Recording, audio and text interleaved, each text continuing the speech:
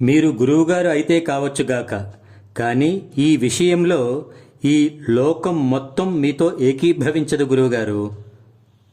ఏ విషయం నాయనా? అదే, మనిషి శరీరం కన్నా ఆత్మ గొప్పది అంటున్నారు కదా. ఆత్మ ఎందుకు గొప్పదో తర్వాత చూద్దాం గాని, శరీరం ఎలా గొప్పదైందో నువ్వు చెప్పు, వింటాను.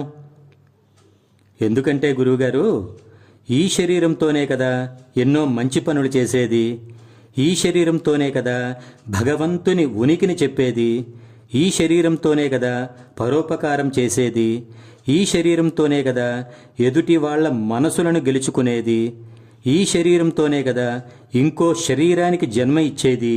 ఇలా ఎన్నని చెప్పను? భేష్ నాయనా, చాలా చక్కగా చెప్పావు. మరి నువ్వన్నట్లు శరీరం అంత గొప్పదైనప్పుడు, అంత అందమైన గొప్పదైన శరీరం ఎందుకు మట్టిలో కలుస్తుంది? ఆత్మ ఎందుకు పరమాత్మలో కలుస్తుంది? అది అది సమాధానానికి తడబడుతున్నావా? సరే విను. పైన నువ్వు చెప్పిన ధార్మిక కర్మలన్నీ జన్మ సంస్కారం వలన ఈ శరీరంతో ఆత్మే చేయిస్తుంది. కనుక అశాశ్వతమైన శరీరం ఎంత గొప్పదైనా నశిస్తుంది. శాశ్వతమైన ఆత్మ పరమాత్మలో ఐక్యమవుతుంది. జై హింద్.